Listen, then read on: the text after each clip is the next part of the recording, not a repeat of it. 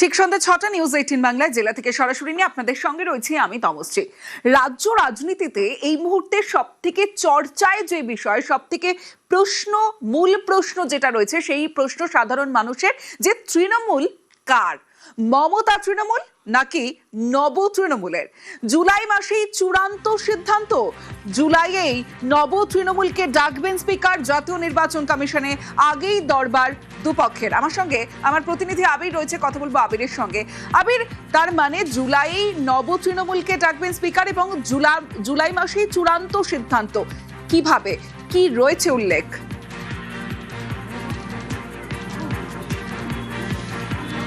প্রথমত এই সম্ভাবনাটাই উজ্জ্বল যে জুলাই মাসের মধ্যে একটা চূড়ান্ত সিদ্ধান্ত গ্রহণ করা হতে পারে। তিনটে বিষয়ের প্রতি বিশেষ করে জোর দিতে হবে। প্রথমত হচ্ছে যারা বিদ্রোহী সাংসদ যারা ছিলেন তারা ইতিমধ্যেই এনসিপিআই বলে একটি রাজনৈতিক দলের সঙ্গে নিজেদেরকে সংযুক্ত করে নিয়েছেন এবং লোকসভা স্পিকারের তরফ থেকে তাদের অনুমতিও দেওয়া হয়েছে। তারা আলাদা করে এনসিপিআই এর ব্লক হিসাবে তারা বসবেন, তারা পার্লামেন্টের মধ্যে তারা আলাদা দলীয় কার্যালয় পেতে চলেছেন এবং সেই সংখ্যাটাও খুব কম নয়। এবং তৃণমূল কংগ্রেস 2024-এ যে সংখ্যক আসন লোকসভাতে জিতেছিল তার অর্ধেকেরও বেশি সংখ্যক এর মধ্যে সংযুক্ত হয়ে গিয়েছেন, তারা চলে গিয়েছেন। ফলে এই পরিস্থিতিতে দাঁড়িয়ে অবশ্যই সেটা অত্যন্ত উল্লেখযোগ্য একটা বিষয় হতে চলেছে। কিন্তু তারা এনসিপিআই এর সঙ্গে মিশেছেন বা এনসিপিআই এর হয়ে প্রতিনিধিত্ব এই মুহূর্তে করছেন মানে এমনটা নয় যে তারা আগামী দিনে তৃণমূল কংগ্রেসের নাম বা প্রতীক ব্যবহার করবেন না বা করতে চাইছেন না এবং একাধিক নেতৃত্বের কথাতে সেই ইঙ্গিত যথেষ্ট মিলেছে। দ্বিতীয়ত, নাম বা প্রতীক যদি নিজেদের দখলে রাখতে হয় তাহলে পরিষদীয় দলের ক্ষেত্রে একটা ভূমিকার কথা উল্লেখিত। 2026-এর বিধানসভা নির্বাচন এই রাজ্যে তৃণমূল কংগ্রেসের তরফ থেকে তারা 80টা আসন পেলেন। 65 জন এই মুহূর্তে ঋতব্রত সন্দীপনদের শিবিরে চলে গিয়েছেন। বাকি যে 15 জন এখনো পর্যন্ত রয়েছেন তাদেরও অনেকে এই শিবিরের সঙ্গে একটা সমান্তরাল সংযোগ চালিয়ে যাচ্ছেন, সেটা বলছেন ঋতব্রত সন্দীপনদের শিবিরের একাধিক ব্যক্তিরা। ফলে তারাও সংখ্যাগরিষ্ঠতার দিক থেকে এগোনোর কাজ শুরু করেছে এবং করেও ফেলেছে। এরই মধ্যে যেটা দেখতে পাওয়া গিয়েছে যে ঋতব্রত সন্দীপন সহ তাদের যে ব্লক বা তাদের যে গ্রুপ, তারা আলাদা করে জাতীয় কর্মসমিতি তৈরি করেছে। জাতীয় কর্মসমিতি তৈরি করে ক্ষান্ত থাকেনি, তারা দিল্লিতে নির্বাচন কমিশনের দপ্তরে সেই জাতীয় কর্মসমিতির যেমন রেজলিউশন পাঠিয়েছে, আবার এই রাজ্যেও নির্বাচন কমিশনের দপ্তরে গিয়ে সেই রেজলিউশন জমা দিয়ে দেখা করে এসছে এবং সূত্রের খবর আগামী সপ্তাহে তারা দিল্লি যেতে চলেছেন। এই যে দিল্লি যেতে চাওয়ার কারণ, যে দিনক্ষণ নিয়ে তারা আলোচনা করছেন, সেখানে তারাও চাইছেন যে নাম প্রতীক তারা যেন ব্যবহার করতে পারেন। ফলে সব মিলিয়ে সাংসদ, বিধায়ক এবং জাতীয় কর্মসমিতির সংখ্যাধিক্য নিয়ে তারা যদি হাজির হতে পারেন তাহলে অনেকেই বলছেন যে মহারাষ্ট্রের মতো তাদের পক্ষেও এই নাম এবং প্রতীক ব্যবহার করার একটা সুবিধা তারা পেতে পারেন। হয়তো এই বিষয়টিকে আইনি লড়াইয়ের পক্ষে যাবে, কিন্তু এখনো পর্যন্ত দাঁড়িয়ে সংখ্যা গরিষ্ঠতার দিক থেকে তাদের হাতে যে নাম্বার রয়েছে তার ভিত্তিতে তারা আসল তৃণমূল হিসেবে নিজেদেরকে দাবি যে করে আসছেন, সেটাই স্পষ্টত তাদের যে বিভিন্ন পদক্ষেপগুলো দেখতে পাওয়া যাচ্ছে তার ওপর ভিত্তি করে বলা চলে। তমশ্রী, বেশ হবে। তৃণমূল মানেই তো আমরা, অর্থাৎ আসল তৃণমূল তারাই দাবি করছেন সন্দীপন সাহা। প্রতীক নেওয়ার প্রশ্নটা কোথা থেকে আসছে? আমরা এনডব্লিউসি মিটিং করেছি, সেই মিটিংয়ে আমাদের যা সংখ্যা দরকার সেই সংখ্যা রয়েছে। আমরা প্রিন্সিপাল অপোজিশন বিধানসভায় এবং আমরাই তো তৃণমূল কংগ্রেস। তো আমরাই যখন তৃণমূল কংগ্রেস, তো স্বাভাবিকভাবে দলটা তো আমাদের সাথেই থাকছে। কারণ আলাদা করে অন্য কোনো বিষয় ভাববার বা চিন্তা করার তো বিষয় নেই। আমরা আমাদের দিক থেকে যেইভাবে করে এগোনোর প্রয়োজন আমরা সেইভাবেই এগোচ্ছি এবং আমরা সংখ্যার দিক থেকে যা সংখ্যা আমাদের কাছে আছে আমার মনে হয় না কোথাও কোনো অসুবিধে আছে। এটা সময়ের সাথে পরিষ্কার হয়ে যাবে। একটু সময় দিন, বিষয়গুলো মধ্যে কিছু কিছু টেকনিক্যাল ব্যাপার আছে, একটু সময় দিন, সময়ের সাথে সবকিছুই পরিষ্কার হয়ে যাবে। একদিকে মমতা বন্দ্যোপাধ্যায় তৃণমূল, একদিকে নব তৃণমূল। আসল তৃণমূল কারা? দলের নাম প্রতীক থাকবে কাদের হাতে? এবার বাংলায় মহারাষ্ট্র মডেল।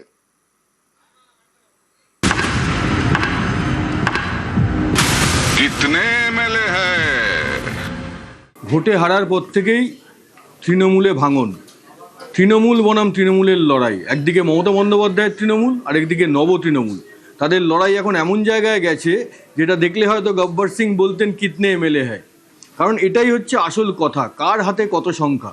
দেখুন, একদিকে হচ্ছে নব তৃণমূল, আরেকদিকে হচ্ছে মমতার তৃণমূল।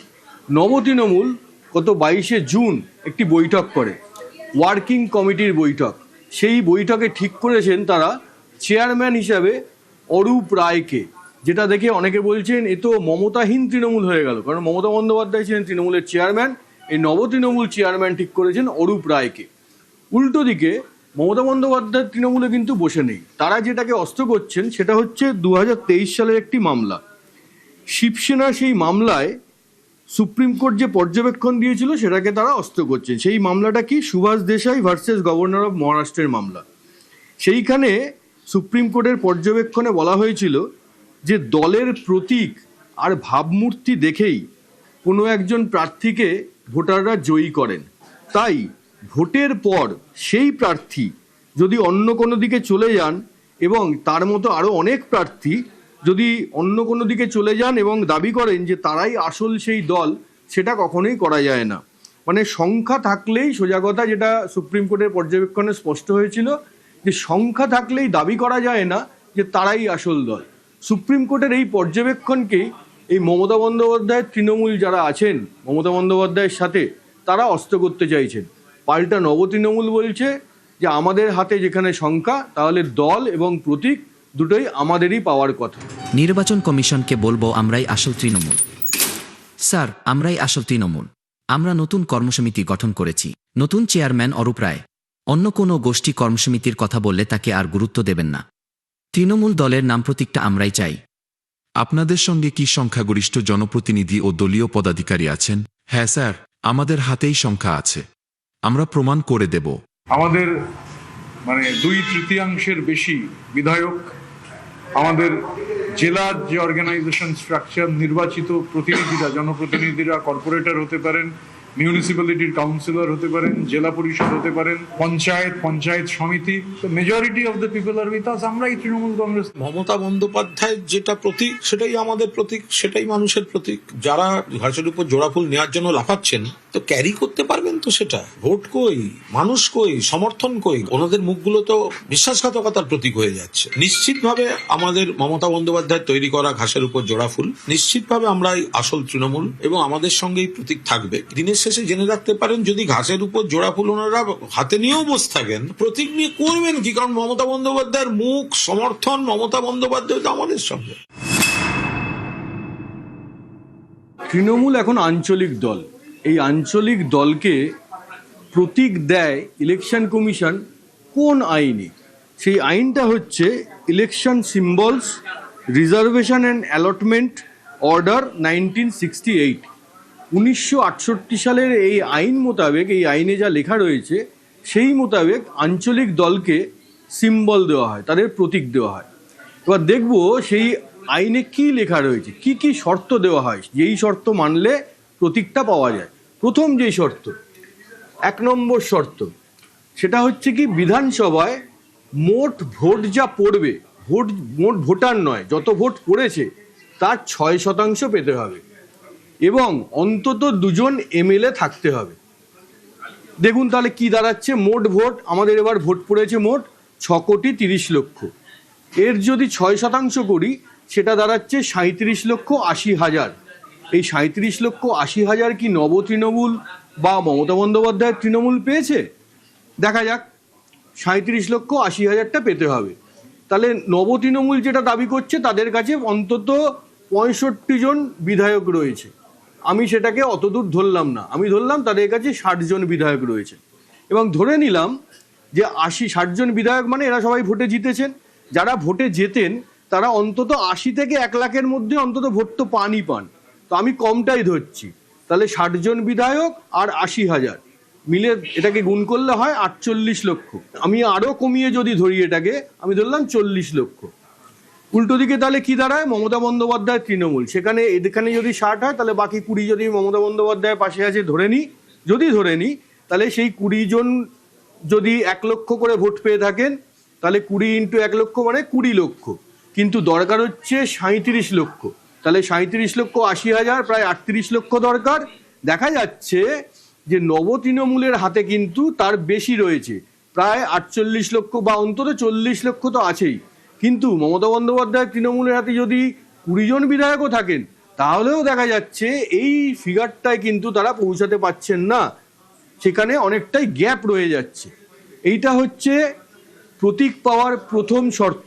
দলের প্রতীক পেতে আরেকটি শর্ত পূরণ করতে হয়। সেটা কি? সেটা হচ্ছে বিধানসভা ভোটে মোট আসনের 3%, অর্থাৎ যেই বিধানসভায় যত আসন সেই আসনের 3% অথবা 3টি আসন, এই দুটোর মধ্যে যেটা বেশি সেটা থাকতে হবে। তাহলে আমাদের পশ্চিমবঙ্গ বিধানসভা যদি আমরা হিসাব করি, পশ্চিমবঙ্গ বিধানসভায় মোট 294টি আসন, তার 3% মানে হচ্ছে 9। এই 9টি আসন, যেহেতু এটা 3-এর থেকে বেশি, তাহলে এটা অ্যাচিভ করতে হবে। এই 9টি আসন কিন্তু অবশ্যই নবতৃণমূলের হাতে আছে, সে তো বলাই বাহুল্য। এবং মমতা বন্দ্যোপাধ্যায় তৃণমূল শিবিরেরও দাবি তাদের কাছেও 9 জনের বেশি বিধায়কই রয়েছে। তাহলে এবার কি দাঁড়ালো? এই যদি পরিস্থিতি হয় তাহলে দুই পক্ষই গেল ইলেকশন কমিশনের কাছে। যদি ইলেকশন কমিশন কোনো সিদ্ধান্ত নিতে না পারেন, দুই পক্ষের বক্তব্যই যদি জোরালো হয়, তারা যদি সংখ্যা তুলে ধরতে পারেন, তাহলে কিন্তু ইলেকশন কমিশন এই সিম্বল এবং দলের নাম অর্থাৎ তৃণমূল, এই দুটোই ফ্রিজ করে দিতে পারেন। সেক্ষেত্রে নবতৃণমূল এবং মমতা বন্দ্যোপাধ্যায়ের তৃণমূল দুই পক্ষকেই নতুন দলের নাম ঠিক করতে হবে এবং নতুন প্রতীক ঠিক করতে হবে।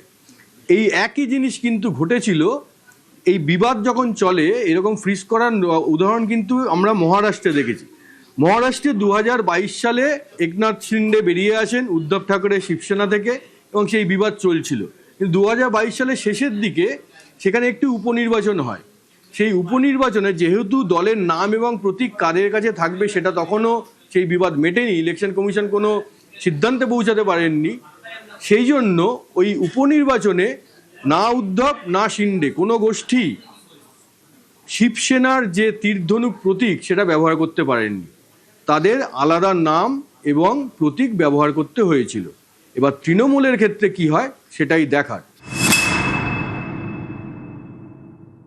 একটা দল ভেঙে গেল এবং যারা দল ভেঙে বেরিয়ে গেলেন তাদের হাতেই গেল দলের নাম ও প্রতীক। এই সাম্প্রতিককালে এরকম ঘটনা মহারাষ্ট্রে ঘটিয়েছেন একনাথ শিন্ডে। তিনি কি করেছিলেন? মহারাষ্ট্রে ভোট হয়েছিল 2019 সালে বিধানসভা ভোট। শিন্ডে মহারাষ্ট্রে শিবসেনা ছেড়ে বেরিয়ে আসেন 2022 সালে। ভাঙনটা হয়েছিল 2022 সালে। শিবসেনার 55 জন এমএলএ ছিলেন, শিবসেনা থেকে বেরিয়ে চলে আসেন শিন্ডের কাছে। এবং শুধু তাই নয়, বিধায়কই নয়, শিবসেনার এমপি ছিলেন 18 জন, তার মধ্যে 12 জনই শিন্ডের সঙ্গে শিন্ডের নৌকায় উঠে বসে।